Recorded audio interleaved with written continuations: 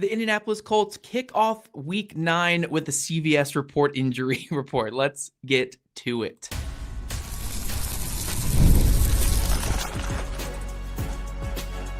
You are Locked On Colts, your daily Indianapolis Colts podcast. Part of the Locked On Podcast Network, your team every day.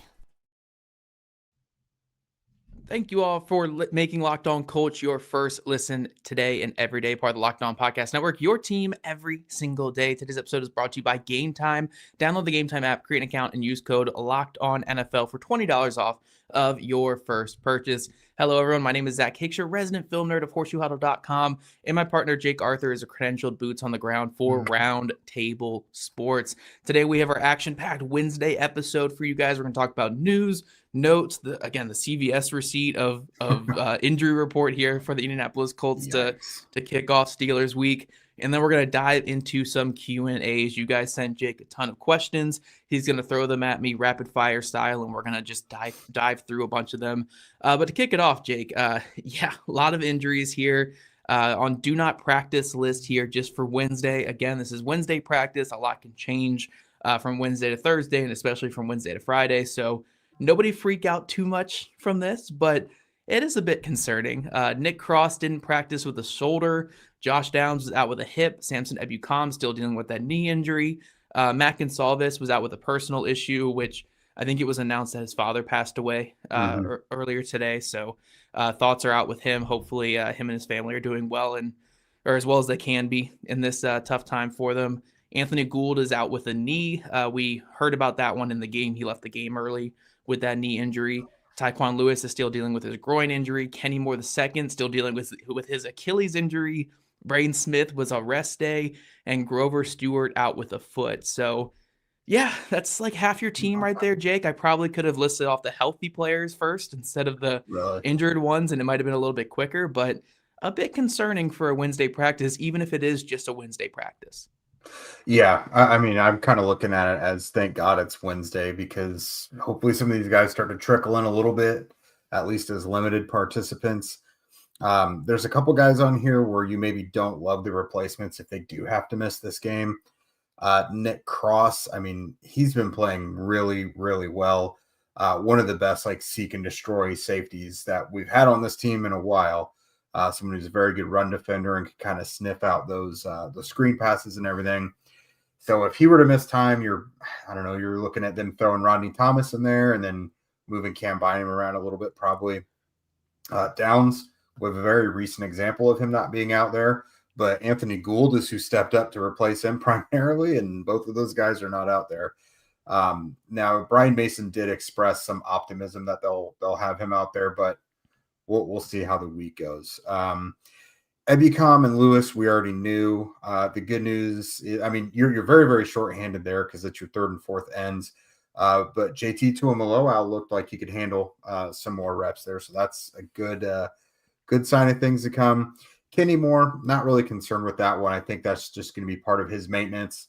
He's keeping an open line of communication with the team, telling them when he needs to rest a little bit. Since he's returned, he's had at least 1 day off during this process. So Grover Stewart foot, yikes, not great, but that one's a foot, so you never know how that'll go. He played through the biceps thing, but yeah, a foot is something that sometimes you're not in control of whether or not you can play through that or not. Yeah, for sure. I think you nailed on the big three there, being Josh Downs, Nick Cross, and Grover Stewart. It feels like a lot of the other guys who are out are either backup rotational guys or guys like Matt Gonsalves and Braden Smith and Kenny Moore that we expect to play this weekend, even if they miss today. But those other three, Downs, Cross, and Stewart, big parts to this team that if they're out this week, that could be really concerning, especially Cross and Stewart going into a game against this Pittsburgh Steelers team that, look, Arthur Smith is their offensive coordinator. They want to run the football. They want to run the football out of 13 personnel. If they could go to 14 personnel, I'm sure they would, because that's how Arthur Smith rolls. And you're going to need two of your better run defenders out there to control this offense. So that is a big thing to monitor throughout this week. We'll see if they are good to go. In other injury news, though, a little bit more positive, Jalen Jones, everyone's savior at the cornerback position, logged his first full practice since week 1. for the team. He is still currently on injured reserve, but we'll see if maybe he gets that activation this week. That could be some help needed there at the cornerback room, right, Jake? Yeah, for sure. I mean, if not this week, then next week. I mean, the 21-day window, we're already a week down. He is now upgraded to being able to practice fully. I haven't heard anyone. Now, again, it's only Wednesday. I haven't heard anyone really hint to me, though, that they think he's playing this weekend yet. Shane Steichen was pretty non-committal, but I've got to think, he practiced every day last week, limited. If he practices every day this week, full, then that feels like he should be able to go. Because I would have to think the hamstring is like healed and healthy at this point. It's just about getting him back up to like whatever they can simulate to be football shape at this point. So, I mean, fingers crossed, because they don't really have anyone right now that matches up exceptionally well with DK Metcalf. I mean, yeah, I don't know Jalen Jones really changes that either, but not a little not bit bigger. Substantially. Yeah, a little bit bigger. Maybe you can throw him and Edwards at him and just make life a little bit more tough for DK Metcalf. But I agree, just getting a bigger corner on that, because Mekhi Blackmon, even though I think he's played fairly well in recent weeks, he's very small, very skinny out there on the outside. So maybe that's not the best fit for a guy who plays similar to like Alec Pierce, and DK Metcalf, probably the early days of Alec Pierce there with DK Metcalf. So that's certainly a matchup to watch this week. In other news, not injury news, though, the Colts have a lot of help coming at edge. They made a huge move, guys. They signed Tanoh Kpassagnon to the practice squad. Now, this is a guy who I've been a fan of for a long time because the last name is just amazing. But no, that was very French how you delivered that. That was good. That's how you say it. I've been practicing this for years, because here's the thing, man. He started off his career with Kansas City. I knew eventually he was going to end up here with the Colts. I didn't know it was going to be this late into Chris Ballard's tenure. But I knew Tanoh Kpassagnon was going to be here at some point. So I've been practicing this name for years. But yeah, Tanoh Kpassagnon is on the Colts practice squad. And I could see him getting the call up as early as this week with all the injuries they have at edge rusher. Maybe instead of Darrell and Chami, they get K-Pass up here, and he's able to at least hold down like a run defending job against a Steelers offense that likes to run the football. It might be better to have a guy like K-Pass up over Darrell and Chami, who has his struggles in the run game. Yeah, I'm embarrassed. That's not at all how I have been saying his name in my head forever. So I'll just call him TK until I can get that right. But no, I do agree that in this matchup specifically, he's probably a better suited to go in there rather than N'Chami. N'Chami's a big dude, but he's kind of slender and is more of a fastball pass rusher. TK, though, he's almost got like the size of DeForest Buckner. Like, he's huge. He like 6'7", 290 as a defensive end? So that's a pretty big dude. Looking at his history, he's only got 17 and a half career sacks. So he's more of a run defender, edge setting type of guy. And if you don't have Ebicom, if you don't have Tyquan Lewis, you're going to need someone who can step up and do that. So specifically for this matchup, I would think that fits pretty well. Yeah, I just think that's going to be the big part of this. Again, with the way that the Steelers run the ball, you want guys who can set the edge, who can extend their arms and just kind of hold offensive tackles at bay and prevent, guards from getting to that second level against your linebackers. So getting a guy like K-Pass in there, getting, JT Tuimoloau out there who's got those super long arms, that could certainly help this defense, maybe more so than what it would even be like with Tyquan Lewis out there, with Samson Ebukam out there. So we'll see. We'll see if he gets the call up. He's been on the market all season, so it's not like we're saying that this is, a game-changing addition to the practice squad, but he's been around a bit. He played for the Chiefs. I think he was with the Bears. He played in 4 games this year. Okay, so he was with the Bears a little bit this year. I don't know if he won a Super Bowl with the Chiefs. I think he might have left before. He did win one with them. The 2019-2021. I know all this because I wrote it up yesterday. Okay. So my boy Kpassagnon won a Super Bowl. He's been with the Saints. He's been around the block quite a bit. So opposite of winning a Super Bowl. On that opposite.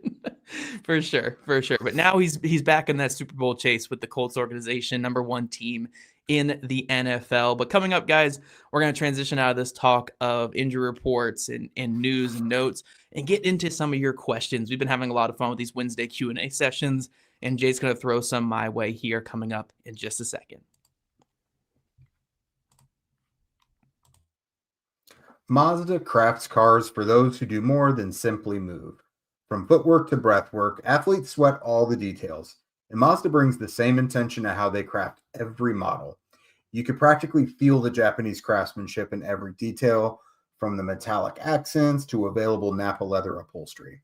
With all-wheel drive standard in every crossover SUV, you can drive with confidence through almost any season. Like these players that we talk about every day, Mazda sweats every detail. Because when you make every move count, impossible becomes irrelevant. Mazda, move and be moved. And the NFL season is in full swing. I cannot believe that it's already pretty much at the halfway point, Zach. That seems cruel and unusual. The Colts are going to be playing into February, though, so it doesn't really matter. But there's nothing better than being in the stadium, surrounded by fans cheering on your team. But let's be honest, the process of getting tickets and all that rigmarole, it ain't it. It can be quite frustrating. But that's why we here at the network use Gametime. It's the app that gives the advantage back to the fans. Gametime is fast, easy, and backed by the Gametime guarantee. And that means that you're always going to get 100% authentic tickets delivered on time and at the best price. Plus, all fees are included, so the price that you see is the price that you're actually going to pay when it's all said and done. I recently pulled up the Gametime app. In just a couple of taps, I had amazing deals. I was seeing things, your favorite NFL games for as low as $100. And we all know the NFL is never getting cheaper to experience. The app made it super simple. I could even see the exact view from the seat if I was going to be buying it. I love the zone deals too. That means that you pick the section, Gametime picks the seats, and you save big. Honestly, it's just faster, cheaper, and it's less stressful than any other way that I bought tickets to really any type of event. I've used them for concerts, comedy shows, live podcasts, ball games, all of it. It's whatever you need them to be. Whatever event you got in mind, you can go on Gametime and search it out. So download the Gametime app, create an account, and use code LOCKEDONNFL for $20 off of your first purchase. Terms apply. Again, that's promo code LOCKEDONNFL for $20 off. Swipe, tap, ticket, go. Download Gametime today. All right, welcome back, everydayers. It is Wednesday, and as of late, that has meant Q&A because we want to keep hearing from you guys, and we want you to have some input into the show as well. And Wednesdays, that has just been kind of our groove between us and you. We send you in with the injury report, and then you guys kind of take us home with all your questions. Zach usually doesn't see these ahead of time, so I'm going to lightning quick, rapid fire these at him, and he's going to tell us what he thinks. All right. So first up, we're heavy hitting right off the bat, Zach. If a trade is going to happen, should we expect it at any time? Because there have been some trades already starting to trickle in. Or will it be right at the deadline? And should we expect to get "we like our guys" approach from Chris Ballard? That is from Little Jeff Saturday on Twitter. Yeah, I will say I don't expect to get the "we like our guys" approach from Ballard, just in the sense of I certainly think they're trying the phones, guys. I think they're making calls. I think they are making offers. It's just about finding the right offer that makes sense. And if there is one that is kind of the perfect fit for what the Colts are going for, because the last thing you want to do at the NFL trade deadline is make a trade just for the sake of making one that could hurt your future prospects down the line. Because look, I want to keep this train going this year as much as possible, but the Colts are going to live in a world where they're going to lose some players this offseason. They are going to lose some guys off this roster, and they can't really afford to replace them with high-dollar guys. They just don't have a ton of money after they lock up Daniel Jones and a couple other players. So they're going to need some draft picks, obviously, in this next class. And it's going to be hard if you were to, say, trade all of them for a Band-Aid for the last, 8 games of this year, last 9 games of this season. So it's about finding a deal that makes the most sense for this Colts team. I certainly think they're out to look for it. But yeah, I don't think we're going to get the "we like our guys" from Ballard because we haven't got that whatsoever at linebacker, corner. We've got it a little bit, I guess, at edge this year. But linebacker and corner, we haven't got that whatsoever this season from Chris Ballard. Look how many different linebackers they're bringing in every single week. Look how many different corners they brought in. every single week. Like clearly they don't like their guys there at those spots. But we'll see. They have 6 days to make a deal if they're going to. The deadline is next Tuesday, I believe. So they'll make their calls and we'll see if there's a deal out there that makes the most sense for this Colts team. Yeah, my 2 cents real quick. They are looking into things. I don't think they're going to be making any small hits, though. If they're going to do something, it's going to be something quite meaningful. They're not going to waste, like Zach said, draft picks, even like small day 3 draft picks on just guys. Like this needs to be a difference maker to make it all worth it. Because we don't know if they make a trade, they might have to send someone with it, or they might have to do something like a mid-round pick or more valuable with it. So they want to make it work. With that said, the more valuable the player you go for, the harder it is to pull off. So while behind the scenes, they're looking into it, but I can't say that something is actually going to happen. It's just very difficult to pull off end season. So next up, Zach, JT Tuimoloau, the rookie, looked good on Sunday. What are your thoughts on what he brings to the D-line? That's from Zachary Miller. Yeah, I think he had a pretty good game on Sunday. Some ups and downs for sure, some learning moments, but we saw the flashes in like that third and fourth quarter. A really nice spin move for a pressure, a couple other long arms and bull rushes that got back there, and it looked promising. It looked promising, and I'm hoping that he can build on that yet again this week and parlay that into more playing time going forward. But in terms of what he brings, I think he's got a nice little bull rush. I think he's got some power on the outside, which I think the Colts have been lacking at their edge room all season. With Ebukam and even Kwity Paye, you kind of have finesse rushers that aren't really winning at the point of attack, which is kind of tough to collapse the pocket. With JT Tuimoloau, he does kind of collapse the pocket a little bit more, which is promising. So the key for him is just staying upright, making sure that he is staying sturdy and powerful at the point of attack. And continually driving offensive tackles back into the pocket. So, I think it was a good start for him, and hopefully this will lead to more trust going forward and more of Lou Anarumo wanting to get him out on the field, even when these other guys come back from injury. Yeah, the more he plays, the more he's going to pick up the defense and know all the little nuances and all the little idiosyncrasies that Anarumo's got kind of involved in that. I liked it. I love that inside spin move that he got the QB hit on. I thought that was really good. A half second earlier, or if Ward holds onto the ball a half second later, and that's a sack. So it was a really good play there. This next one, it's about the same player, so I'm going to kind of combine them together.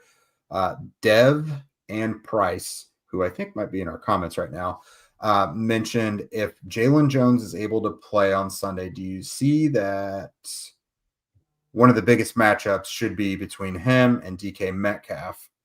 And then what's the hope / expectation as far as DK Metcalf goes if Jones is not able to play? And then we'll roll that into, will Jalen Jones immediately be a starter for the defense when Ward returns, or will he need to win back the role over Mekhi Blackman and Jonathan Edwards? Yeah, I'm not sure he's going to win the role over Mekhi Blackman when Charvarius Ward is back. The Colts are very, very high on Blackman, and I get the feeling that Lou Anarumo likes Blackman a lot more than Jalen Jones. But at least until Charvarius Ward is back, which, is a minimum these next 2 games, and it could be even further. We don't know exactly as of right now.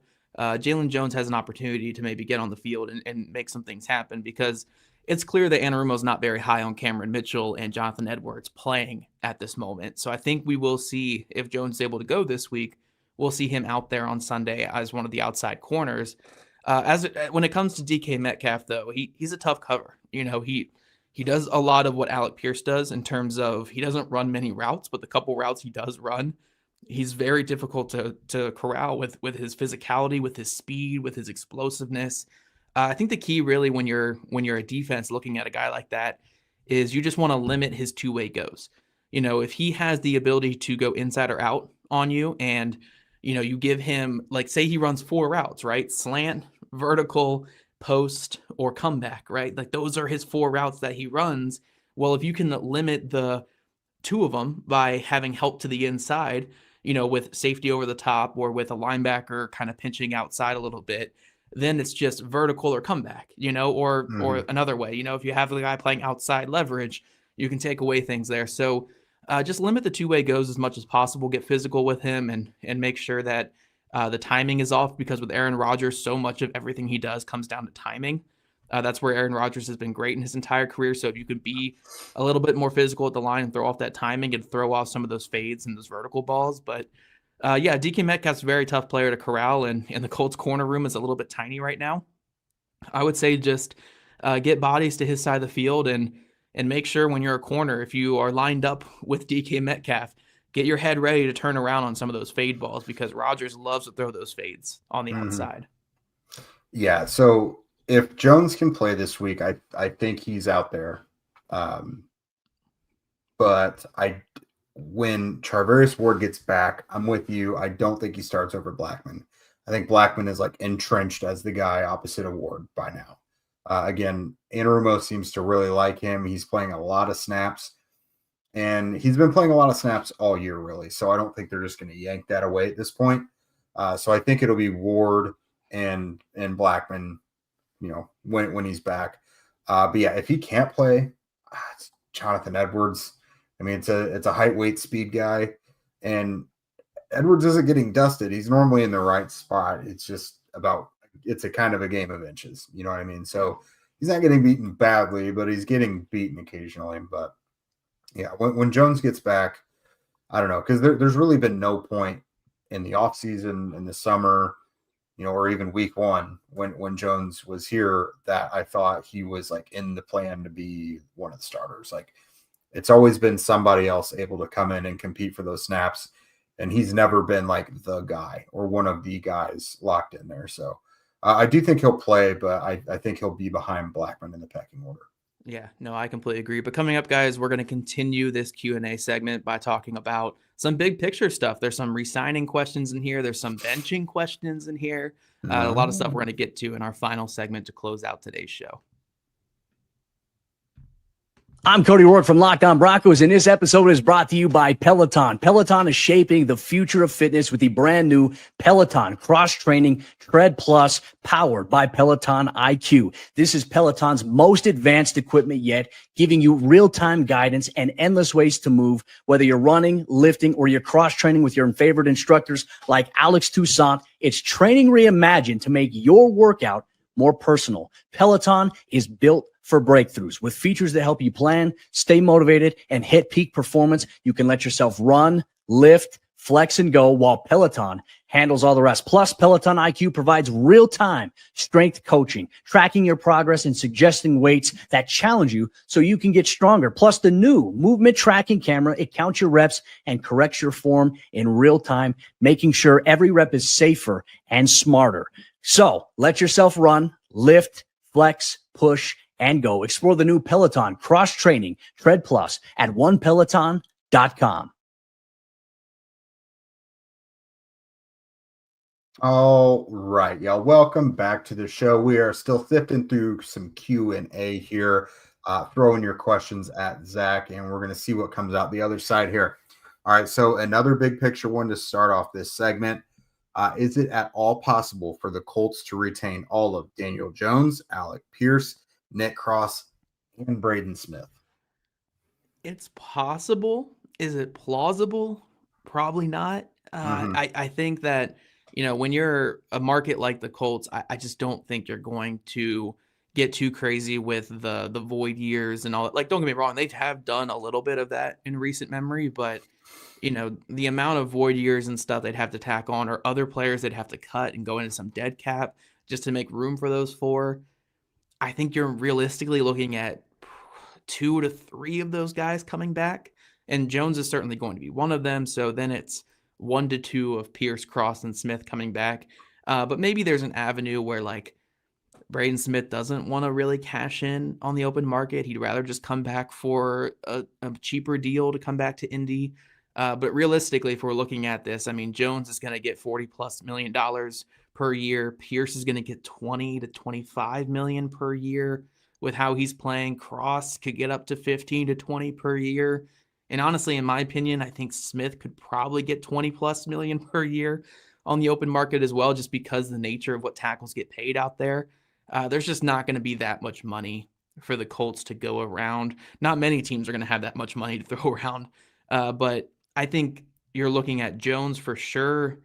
One, maybe both of Cross and Pierce, and then I think Smith, unless he comes back at a much cheaper deal, I think he's probably leaving this offseason. Yeah, Jones is obviously coming back because, like, if you find a way to lose Daniel Jones, if I'm Shane Steichen, I say I'm out of here. After all that patience, you can't take that from Shane. Yeah, so Jones ain't going anywhere. It's hard for me to imagine them losing Alec Pierce at this point, because basically this season has gone how we said it would need to go in order for them to lock in Pierce. A.D. Mitchell has not been a replacement for him at this point. Really, no one has, because it could have been like a thing where Ashton Dulin comes in as like a star too.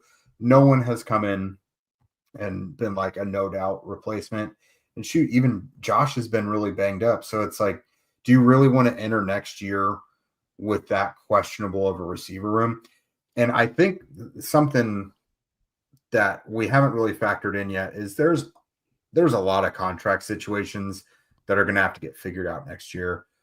There's just like a real lack of guaranteed money that I think players are going to want to rectify. I see things getting shaken up a bit as far as contracts goes and restructuring things. And there's so much we don't know yet that's probably going to transpire. I don't think they're going to gut the roster or anything. There's no reason to do that. But there's just so many resources that we aren't aware yet that are probably going to get enacted that will dictate if any of this happens. But just for the sake of answering this, Smith is the one for me where I'm really not sure if he comes back, just because, they drafted Jalen Travis, and we spoke with Braden Smith today. He sounds like really at peace with his, himself, and like he wanted to come back and prove to himself that he could play with this group of guys, and he's now done that. We asked about his future today, and he was kind of non-committal about it. He's like, I just kind of take things one day at a time. I can't really get into that right now. So the future is really, you just don't know when it comes to Braden Smith. But yeah, I found a way to drag that one out a little bit. Let's get to these next ones here. Was DJ Giddens being a healthy scratch in the last game? Maybe two. Is he being healthy two games scratches or one? Last game healthy scratch, but 2 games ago I don't think he played a snap. Didn't play. That's right. So has he essentially been not playing recently as a reflection of his play, or is it more telling of the asset of Amir Abdullah? Think of it more as the Colts going with Daniel Jones before the season over Anthony Richardson, or the Colts going with Ashton Dulin over A.D. Mitchell in recent weeks, or, early in the season going with Tyquan Lewis over JT Tuimoloau. A lot of the coaching decisions this season for the Colts have been about who's ready to do everything I need that's asked of them, rather than who has the upside, who's the young guy that with the flashy traits and stuff like that. Like, it's about just getting the high floor guys on the field that are ready to win now. So when you look at how Abdullah and even Tyler Goodson have been able to do that throughout their careers, Giddens with his struggles in pass protection, with some of his issues as a runner, he's just fallen behind those guys for this season. Luckily, rookie contracts are 4 years. It's not the end of the world for him. Look how long it took Alec Pierce to get where he is. Look at Adetomiwa this year after barely playing his first 2 seasons. So I don't know if Giddens will really get in the rotation much the rest of this season, but he's got a chance to really just develop the rest of his game, become a more complete running back, and maybe hit the ground running in year 2, year 3 of the Colts. Yeah, he had a couple kind of ugly reps in the passing game that I think contributed to that a little bit. And again, you've got vets like Abdullah and Goodson who you just can kind of, you don't have to show that patience otherwise. How much of the playbook on offense do you think Shane still has waiting in the wings? This is kind of a layered question. Yeah, I don't think that there's really like, okay, we've only used half our playbook this season or anything with it, but I think the way Shane Steichen does is they have like their core plays and their core personnel sets they like to lean on. But he does do, like, through his advanced scouting, has some installs where he's like, hey, this design might be good for this type of defense. This look that we studied in the offseason might be good to install for this week or to rep this week. So I don't know if it's like he's got this extra playbook like under his desk, like ready to pull out whenever. But I do think there are the occasional plays where it's like, okay, we haven't repped these much. Let's get some reps this week in practice because we're going against a man coverage defense, because we're going against a blitz heavy defense. And stuff like that. They draw inspiration from everywhere, though. I've heard in the past of them watching Liberty University college tape to get QB run stuff. I've heard of them watching high school tape to get QB run stuff. I've heard of them watching a lot of Big 12 football to get some of these 12 and 13 personnel looks that they want and get certain motion packages they want in there. So they have a lot of inspiration from a lot of different areas with this offense. And I think it really just comes down to like which opponent specific thing they want to pull out on a week-to-week basis. Yeah, they're very open to new ideas at all times. It's the playbook's always kind of evolving. And there's also things that they wait to get like very specific looks at. Like there is stuff just still sitting there they haven't used yet, but it just hasn't really been the opportune time yet. So I mean, you'll see some new stuff as the season goes on, but I wouldn't say it's like a wealth of stuff that we haven't seen yet. And then this last one here, is it getting too predictable that the Colts are starting with a lot of pass plays? Are the defenses going to be more focused on the pass at the start? Is it time for a change a little bit? I dare defenses to be focused on the pass to start games. Look at this point, it's working. So maybe you change it up if it's not working. But as of right now, coming out in the heavy personnel sets, throwing a lot of play action on to start the games is working exceptionally well. But yeah, if defenses want to come out in nickel or dime defense with 6 men in the box against 12 personnel, I dare them to do that against this Colts team, because then it's just one quick audible away from a Jonathan Taylor explosive run. So that's the beauty of this Colts offense. Like they do have their core tenets of like, we want to pass early to set up the run. But if you're already doing that work for us, because again, they throw early to do the heavy lifting to get you into pass-centric defense so they can run on those pass-centric looks later in the game.